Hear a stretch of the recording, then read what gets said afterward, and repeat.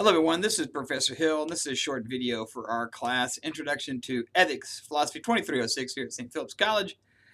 This is the Summer 1, completely online version of the class. And this is the beginning of week 3 of our 5-week class. It's Tuesday, the 25th of June, 2019. And so where we are is that trying to finish the last of the grading from Sunday night.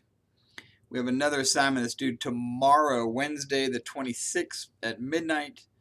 And I want to spend a little time today talking about that case study, because assuming that you've read as a block now over the last week to 10 days, 4, 5, and 6, those chapters which have to deal with consequentialism and non-consequentialism or deontology.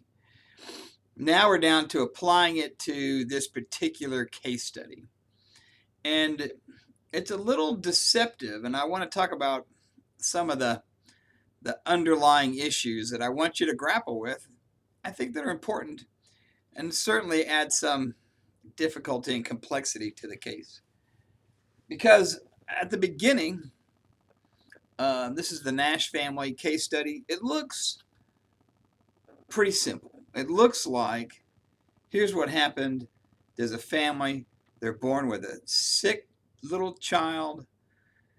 They're very worried about her. She has a life-threatening disease, Fanconi anemia. And there's a doctor who approaches them and says, hey, look, good news. I have a solution. I have something which will save your daughter's life. And you kind of start from the point of view of, well, you know, what parent wouldn't listen to that? And what happens is they have to do, he says, look, you know, we can do this transfusion. We can do this process where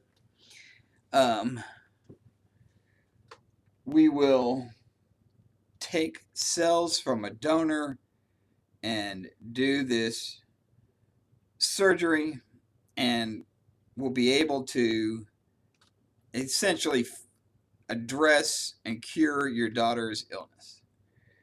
And the parents are kind of like, well, hold on a minute. Yeah, we know that. The problem is, A, finding a donor, and B, apparently there's some ethical concerns about doing this type of surgery. Well, and again, the doctor doesn't downplay it. He says, yeah, he says, but I got a plan. The plan will solve all of these problems. He says, rather than find a donor, which they've not been able to do, we're going to create a donor. You're going to have another child, and we're going to control the creation of this new child to make sure that, first of all, the kid doesn't have Fanconi anemia. So we'll self-select out for that, but then we'll also select one that's the perfect tissue match. And we can all do all of this before we even implant the fertilized egg, before we implant this. Again, these aren't fetuses, they're very small, these are like cytoblasts, into you, Lisa, through this in vitro fertilization process. So they're like, okay, so walk us through this. And he says, look, in vitro, which is at the time was a new developing technology, says we take an egg from you, take sperm from the husband, put them together in the lab. This creates a fertilized egg cell. We implant it in the mom, and it grows. In this case, what we'll do is we'll do a bunch of them, and then I've developed this test where we can just screen out either ones that aren't a good match or already have Fanconi anemia or some other problem. And what we'll do is we'll just get down to a couple of good candidates, because you can't just put all your eggs in one basket. Little pun there. But literally, they're going to implant 3, 4, 5, 6, 8 to make sure that at least one survives through this process. Because often what happens is they'll implant this fertilized egg cell, and it doesn't implant into the uterine wall, or there's other issues that happen that just fails to develop. So they want to make sure that they put in more than they need to guarantee success. Because again, you got to remember, there's a clock running on the daughter. And so the parents are like, sure, whatever you say, let's do it. which again, kind of an understandable reaction from parents. Anyway, this raises lots of issues, and I want to talk about those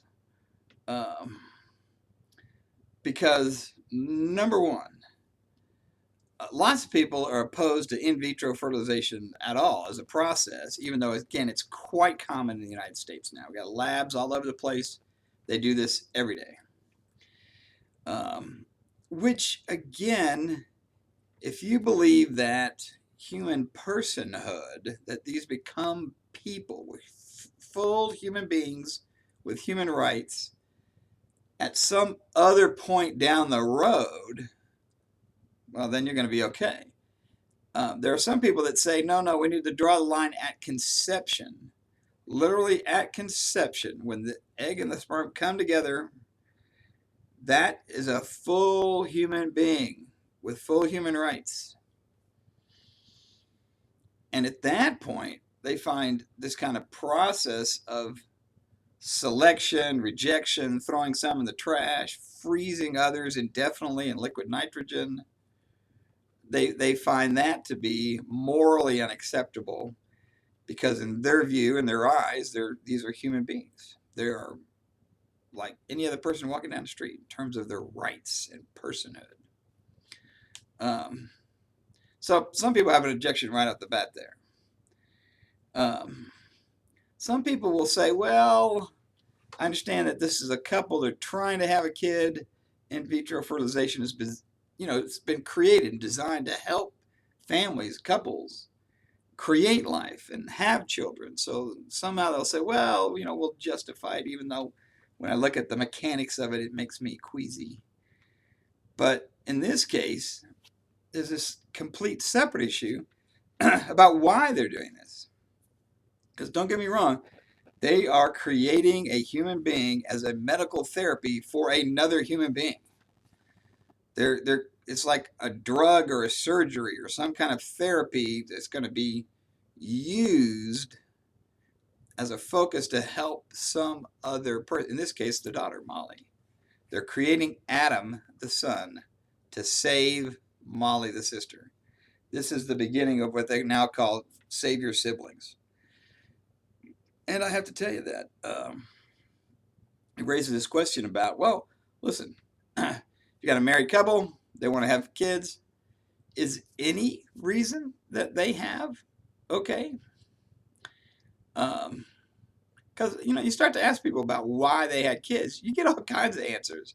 Who's going to take care of me when I'm old? As if, children are just some kind of social security system. Or I'm lonely. Or, you get all kinds of answers to that question about why do people choose to have children? And it's like, well, it's up to them. Okay.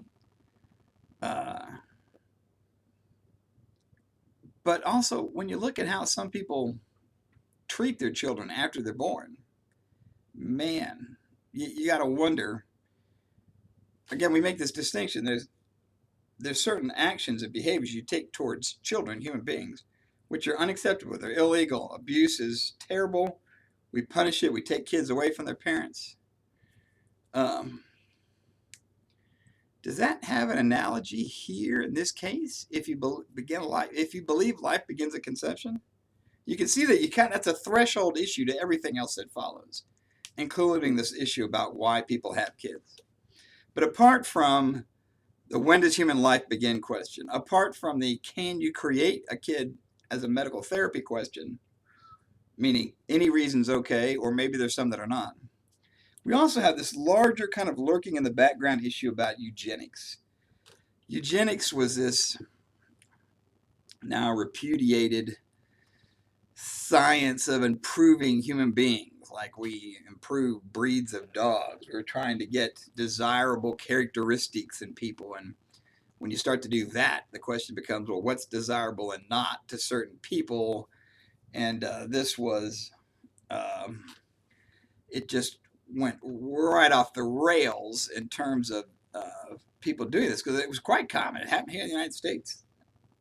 Famously, the Germans, the Nazis, did a lot of this, trying to, advance their pure German race kind of stuff and all this nonsense about Aryan supremacy. But again, it wasn't just the Nazis that gave it a bad name. God knows we were doing it here, and we were doing terrible things in the name of what some people thought were desirable and undesirable characteristics and what you do about it. And it wasn't just doing the kind of genetic selection we see in this case. It was also the forced sterilization of women. I mean, it's a long, sad, terrible history of human beings trying to improve the human population through genetic control. So that's also lurking in the background here, and you got to sort your way through some of those issues as well, because again, they impact this. So think about those issues when you're thinking about the Nash family and you're thinking about this case. They're there. Think about them. Okay, take care.